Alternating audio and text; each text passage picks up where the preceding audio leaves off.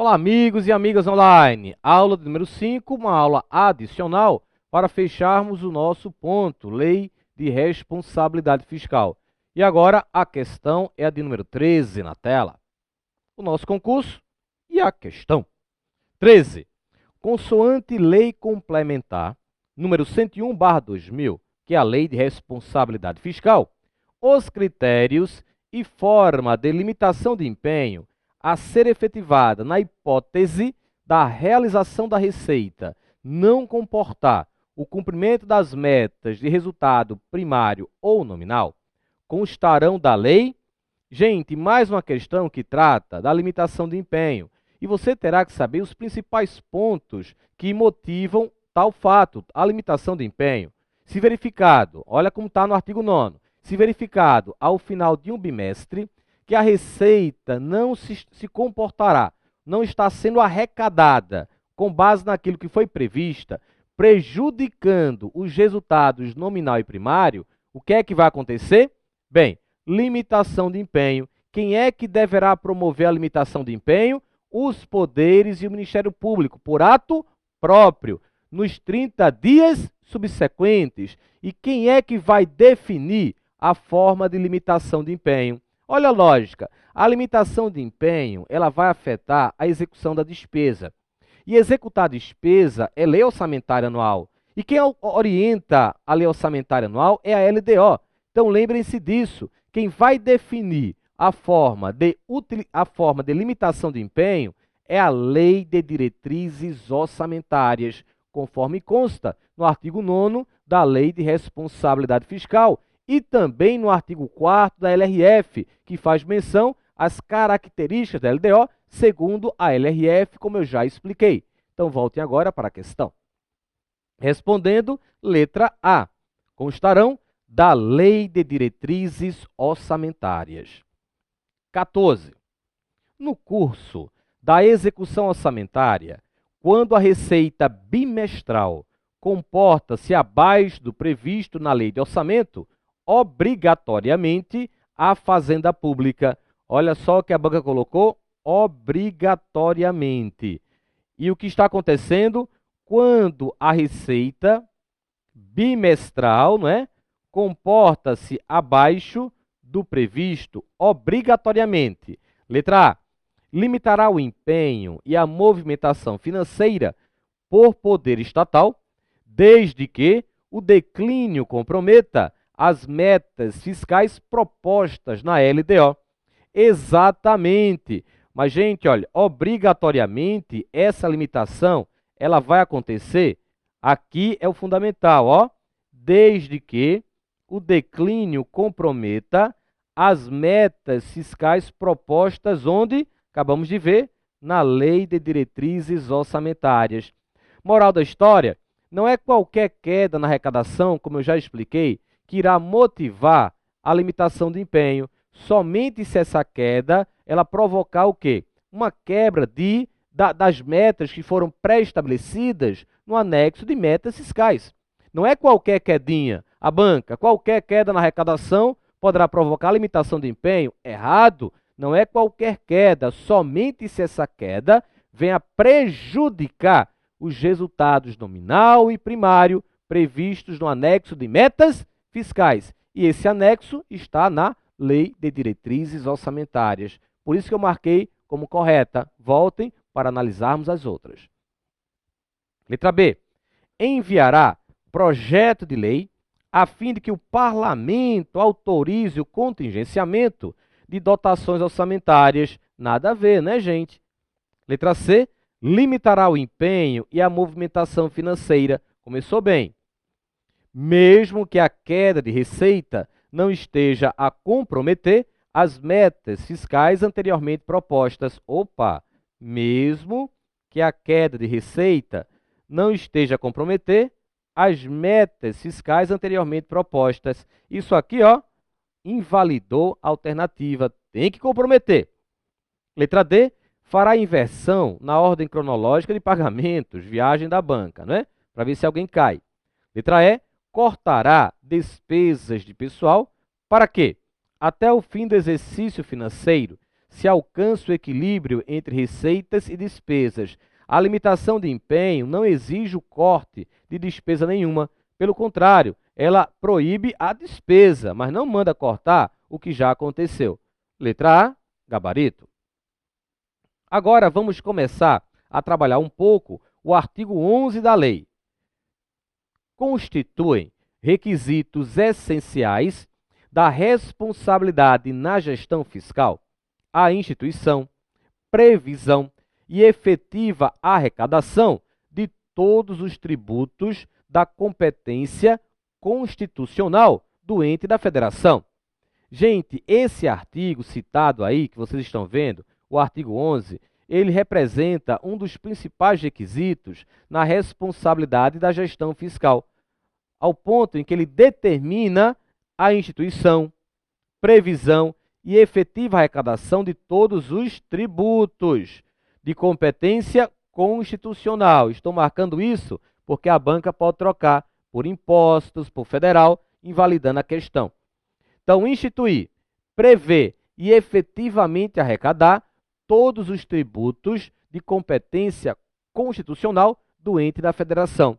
Agora, é um dispositivo que não pegou muito, não. Por que não pegou? Eu cito como exemplo o imposto de grandes fortunas. Você está pagando esse imposto? Não, graças a esse dispositivo que não pegou, senão você estaria pagando, certamente. Então, mas a regra vale. A regra vale e a banca exige. O que deve ser feito para a responsabilidade da gestão fiscal? Um dos grandes requisitos. Aí você vai procurar a alternativa: instituição, previsão e efetiva arrecadação. Tem que criar, tem que botar na LOA e tem que arrecadar todos os tributos de competência constitucional. Mas, se essa regra não for obedecida, em relação aos impostos, teremos uma punição. E essa punição também está no artigo 11, só que no seu parágrafo, vamos ver. Parágrafo único da lei: é vedada a realização de transferências voluntárias para o ente que não observe o disposto no caput, no que se refere aos impostos. Cuidado, hein? No que se refere aos impostos. A regra, vou voltar aqui, ó, determina a instituição, previsão e efetiva arrecadação de todos os tributos, mas a punição só será aplicada em relação aos impostos. A banca troca impostos por tributos, invalidando a alternativa, invalidando toda a questão. Mas imaginem, a punição é essa que está aí. É vedada a realização de transferências voluntárias para o ente que não observe o disposto no caput. É vedada a realização de transferências voluntárias. Quase que 99% dessas transferências voluntárias estão ligadas a quê? A saúde, educação e a assistência social. A grande maioria, a maioria esmagadora, saúde, educação e assistência social. Aí você vai pensar, ora, digamos que um prefeito irresponsável, ele não cumpra com esse dispositivo. O seu município deixará de receber transferências voluntárias, saúde, educação e assistência social. Quem é que vai estar sendo punido? O prefeito irresponsável ou a população que não tem nada a ver com essa história? A população. Então, por conta disso, gente, aí vale a regra, por conta disso, quando a punição for suspensão de transferências voluntárias, as 3 áreas que eu citei jamais serão afetadas. Tratamos isso como exceção. Vamos ver. Exceção no tocante à punição está no artigo 25, parágrafo 3º da nossa lei. Para fins da aplicação das sanções de suspensão de transferências voluntárias constantes desta lei complementar, excetuam-se aquelas relativas a ações de educação, saúde e assistência social. Então, essas 3 áreas jamais serão afetadas. Quais são? Saúde, educação e assistência social. Agora, vamos à questão que eu selecionei. De acordo com a Lei Complementar número 101 de 2000, que é a LRF, não é? O ente federado que não institui ou arrecada imposto de sua atribuição constitucional, sujeita-se a, letra A, corte na transferência dos impostos constitucionalmente partilhados, nada a ver. Letra B, impedimento de celebrar qualquer tipo de operação de crédito, também não é a punição, eu já mostrei. Aumento necessário do superávit primário e, com ele, pagar maior quantidade de dívida, também fora. Letra D, impedimento de receber transferência voluntária de outro ente da federação. Opa, olha aí a nossa alternativa. Lembrando que a suspensão dessa transferência voluntária jamais irá incidir em saúde, educação e assistência social. Se a letra D estivesse assim, impedimento de receber qualquer transferência voluntária, não poderia ser marcada, hein? Eita, letra E, olha só, impedimento de receber qualquer transferência de outra entidade política da nação, seja de índole constitucional ou voluntária, exatamente o que eu acabei de falar, né? Então, fora a letra E. Gabarito, D de dado. Agora vamos ver o que a LRF trouxe a respeito da chamada regra de ouro. Regra de ouro estabelecida na Lei de Responsabilidade Fiscal. Artigo 12, parágrafo 2º. O montante previsto para as receitas de operações de crédito não poderá ser superior ao das despesas de capital, constantes do projeto de lei orçamentária. Com isso, a LRF impede o quê? Que na lei orçamentária anual, na LOA, no lado da receita prevista, apareça uma operação de crédito, que é essa fonte, não é? É uma dívida, no valor de 100. E no lado da despesa fixada, o somatório das despesas de capital jamais poderiam exceder, no caso que eu estou construindo, digamos, a 100. Eu não poderia ter a operação de crédito 100 e uma despesa de capital, digamos, 90. Por quê? Porque eu iria me endividar em 100 e só aumentaria o patrimônio em 90. A regra de ouro, ela proíbe isso, proíbe esse endividamento para aplicação em despesas correntes. Mas, gente, esse é o texto da LRF. Mas também temos uma regra de ouro na Constituição Federal. Artigo 67, inciso 3. São vedados, o caput é assim, não é? A realização de operações de créditos que excedam o montante das despesas de capital, ressalvadas as autorizadas mediante créditos suplementares ou especiais, com finalidade precisa, aprovados pelo Poder Legislativo por maioria absoluta. Bem, sabendo que há uma regra de ouro na LRF, e agora acabei de mostrar uma regra de ouro na Constituição Federal, eu pergunto, qual a diferença? Na LRF, o artigo 12, parágrafo 2º, não trouxe a exceção da Constituição Federal. A Constituição Federal, ela trouxe, ó, ressalvadas, então, exceção. A LRF não tem exceção, a Constituição Federal tem exceção. A LRF quis ser mais do que a Constituição Federal. Por conta disso, ação direta de inconstitucionalidade 2238-5, que, por unanimidade, deferiu a medida acauteladora para suspender a eficácia do parágrafo 2º do artigo 12. Gente, não há regra de ouro, por conta disso, na Lei de Responsabilidade Fiscal. Mas continuamos com a regra de ouro, só que prevista na Constituição Federal. Vamos observá-la e entendê-la agora. Artigo 67, inciso 3. São vedados a realização de operações de créditos que excedam o montante das despesas de capital. Isso aí se configura exatamente desta forma. Olha só, eu isolei apenas a parte que está em azul, roxo, vai depender do seu monitor. De um lado, receita prevista, do outro lado, despesa fixada. Vamos fixar apenas no que está marcado, isso aqui. Operações de crédito, 5.000. Despesas de capital, aí eu somei investimentos, inversões financeiras, amortização da dívida. 2.000 mais 1.000 mais 2.000, 5.000. Então, nesse caso, a receita proveniente da operação de crédito não está excedendo a despesa de capital. Portanto, temos aí a regra de ouro sendo observada, sendo obedecida. É isso que a Constituição Federal ela tratou. Ela tratou de cuidar de que uma operação de crédito não venha a exceder as despesas de capital, para evitar o endividamento. Mas há ressalva. Estão lembrados? Vejam na tela. Ressalvadas as autorizadas mediante créditos suplementares ou especiais, com finalidade precisa, aprovados pelo Poder Legislativo por maioria absoluta. Gente, um crédito adicional, quer seja ele suplementar, quer seja ele especial, para ser autorizado, precisa apenas de maioria simples, já que é uma lei ordinária que vai alterar a lei orçamentária anual, que é uma lei ordinária também.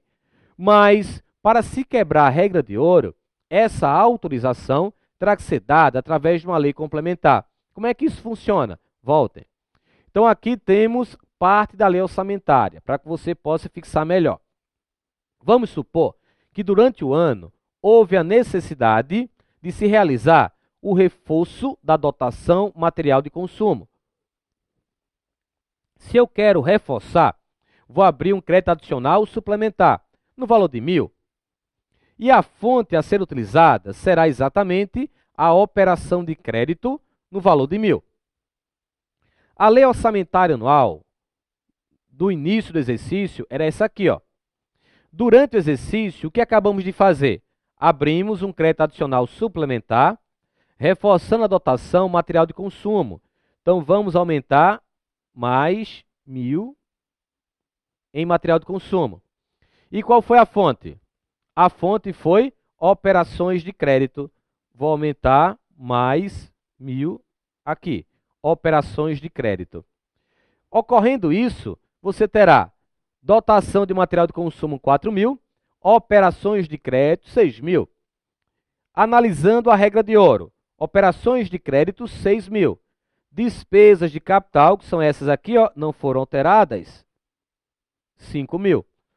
A regra de ouro está sendo desobedecida, mas isso poderá acontecer desde que a autorização para esse suplementar tenha sido dada através de maioria absoluta. Isso vale também para o crédito adicional especial. Nas condições normais de temperatura e pressão, um adicional suplementar ou um adicional especial serão autorizados por maioria simples, mas para ser uma ressalva prevista na Constituição Federal da regra de ouro, só se forem aprovados por maioria absoluta. Muito cuidado com isso. E agora, a questão selecionada na tela. Questão 16. Por força constitucional, as operações de crédito não devem exceder. Letra A. Os investimentos previstos no plano plurianual. Fora. Letra B. O valor previsto na lei orçamentária anual para gastos de operação da máquina governamental. Essa é a regra de ouro? Claro que não. Letra C. A receita de alienação de bens móveis e imóveis. Errado. Letra D. A capacidade de o ente da federação quitar, no futuro, os empréstimos ou financiamentos. Também não.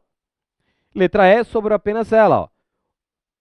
O montante previsto para despesas de capital, a menos que o Poder Legislativo, por maioria absoluta, autorize excepcional utilização em gastos correntes. Exatamente isso aqui. Letra E, o gabarito, podem carimbar essa alternativa. Sabendo como funciona a regra de ouro, vamos agora ver um dispositivo criado pela Lei de Responsabilidade Fiscal que garante ao ente da federação a renúncia da receita.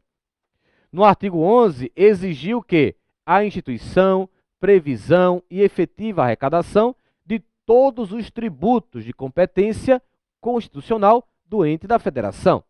Mas agora vamos ver que a LRF também permite que esse mesmo ente renuncie a uma receita. Renunciar a uma receita significa eu quero deixar de arrecadar e não vou transferir esse ônus a um terceiro. Eu vou deixar de arrecadar. Isso pode? Pode sim, desde que as medidas de cautela fiscal sejam observadas. Então, esse dispositivo que veremos, que é o artigo 14, é exigido na prova como? A banca. Como se caracteriza a renúncia de receita? A banca. Como se concede a renúncia? A banca. Quais são as medidas de cautela fiscal? E quais são as exceções para o artigo 14? Tudo isso é cobrado. Tudo isso veremos agora na tela. Renúncia de receita. Artigo 14, parágrafo 1º. Eu começo com ele. A renúncia compreende anistia, remissão, subsídio, crédito presumido, concessão de isenção em caráter não geral, alteração de alíquota ou modificação de base de cálculo que implique redução discriminada de tributos ou contribuições e outros benefícios que correspondam a tratamento diferenciado. Então, gente, no parágrafo 1º do artigo 14, vamos encontrar os requisitos necessários para a renúncia. Quais são? Isenção em caráter não geral. Redução discriminada. Tratamento diferenciado. Então, é isso que vai caracterizar a renúncia. Jamais teremos a renúncia quando ocorrer o seguinte, digamos que o município ele concede desconto para o pagamento do IPTU à vista. E o que acontece, não é? Se você pagar o seu IPTU à vista, você tem um desconto. Mas se eu pagar, eu também tenho o mesmo desconto. Qualquer um pagando à vista, numa única parcela, tem desconto. Isso é renúncia? Não, porque a renúncia ela tem que dar um tratamento diferenciado, ser discriminatória e a isenção em caráter não geral. Diante disso, você estará com uma renúncia. Mas e agora? Quais são as medidas que a LRF exige para que a renúncia aconteça? Caput do artigo 14, vamos ver. Artigo 14, o seu caput, não é? A concessão ou ampliação de incentivo ou benefício de natureza tributária, da qual decorra renúncia de receita, deverá estar acompanhada de. Esse deverá em positivo, hein? Deverá estar acompanhada de. Aí temos estimativa do impacto orçamentário financeiro no exercício em que deva iniciar sua vigência e nos dois seguintes, e atender ao disposto na Lei de Diretrizes Orçamentárias. Cuidado, gente, com essa estimativa. É estimativa do impacto orçamentário e financeiro no exercício em que deva iniciar sua vigência e nos dois exercícios seguintes. Não são nos 3, nos 4, apenas um. Então, cuidado que esse é o chamado planejamento trienal para 3 exercícios. A outra exigência é atender ao que foi disposto na LDO. Então, essas duas, a estimativa e atender à LDO, são obrigatórias. Qualquer renúncia terá que tomar essas medidas. Mas a LRF também determina, e eu vou mostrar agora, que seja adotada uma de duas que vai aparecer agora. E há pelo menos uma das seguintes condições. A primeira, demonstração pelo proponente de que a renúncia foi considerada na estimativa de receita da lei orçamentária, na forma do artigo 12, e de que não afetará as metas de resultados fiscais previstas no anexo próprio da LDO. O que temos aí? Primeiro, você caracterizou a renúncia, isenção em caráter não geral, discriminatória, tratamento diferenciado. O que tem que fazer? As duas obrigatórias, estimativa do impacto orçamentário e financeiro no exercício em que deva iniciar sua vigência e nos dois seguintes. A outra medida obrigatória, atender ao disposto na LDO. E também você vai ter que demonstrar que essa renúncia já foi pensada quando da previsão da receita e de que não vai afetar as metas fiscais. Conseguindo demonstrar isso, renuncie. Mas se não conseguir demonstrar, aí vem a medida de compensação. As duas primeiras sempre obrigatórias. E agora, não conseguir demonstrar, Então, vamos para a compensação financeira na tela. Está acompanhada de medidas de compensação no período mencionado no caput, por meio do aumento de receita proveniente da elevação de alíquotas, ampliação da base de cálculo, majoração ou criação de tributo ou contribuição. Então, gente, quando a banca tratar das medidas de compensação para a renúncia de receita, você terá que lembrar, é o aumento permanente da receita proveniente da elevação de alíquotas, ampliação da base de cálculo, majoração ou criação de tributo ou contribuição. Então, essas foram as regras criadas. Mas eu quero agora chamar a atenção, porque temos exceção. Vamos ver? Atenção! Artigo 14, parágrafo 3º. O disposto neste artigo não se aplica 1. Às alterações das alíquotas dos impostos previstos nos incisos 1, 2, 4 e 5 do artigo 153 da Constituição, na forma do seu parágrafo 1º. Quais os impostos que temos aí? IPI, Imposto de Importação, Imposto de Exportação e IOF. São impostos que não têm como função principal a da arrecadação, mas sim a de regular a economia. As alíquotas desses impostos, a base de cálculo, poderá ser alterada, não havendo a necessidade de se adotar as medidas de cautela fiscal previstas no artigo 14. A outra exceção está ligada a quê? Digamos que um ente da federação tem a receber 100 mil de um imposto devido, mas para cobrar ele vai gastar 120. Então o custo está superando o valor a ser recebido. É melhor perdoar essa dívida do que gastar 120 para arrecadar 100. Essa é a segunda exceção. Vejam só. 2. Ao cancelamento de débito cujo montante seja inferior ao dos respectivos custos de cobrança. E para a gente começar a resolver a questão, lembrem-se que essas medidas deverão ser implementadas antes da renúncia. Se a banca colocar, tais medidas poderão ser implementadas no exercício seguinte ao da renúncia? Claro que não. Vamos agora à questão na tela. A questão é a de número 17. Qual dos seguintes itens não pode ser utilizado como medida de compensação para a criação de despesa obrigatória de caráter continuado? Qual dos seguintes itens não pode ser utilizado? Ou seja, qual das alternativas não representa um aumento permanente de receita? Basicamente isso. Elevação de alíquotas é um aumento de receita. Majoração de base de cálculo é um aumento de receita. Criação de tributo é um aumento de receita. Criação de contribuição é um aumento de receita. Mas combate à elisão fiscal não é aumento de receita. Portanto, não é um aumento previsto na LRF de receita para justificar a renúncia. Mas o combate à elisão fiscal, logicamente, vai proporcionar um aumento, mas não é a regra da LRF, ok? Portanto, letra C de casa.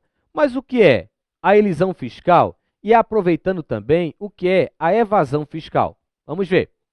A evasão fiscal é o uso de meios ilícitos para evitar o pagamento de taxas, impostos e outros tributos. Já a elisão fiscal configura-se no planejamento que utiliza métodos legais para diminuir o peso da carga tributária num determinado orçamento. Isso aí não é um critério para a renúncia de receita. Então, temos que fixar, mentalizar as regras do artigo 14, que trata da renúncia de receita. Quando eu voltar, daqui a pouquinho, ainda teremos mais questões de renúncia. Daqui a pouco. Até já.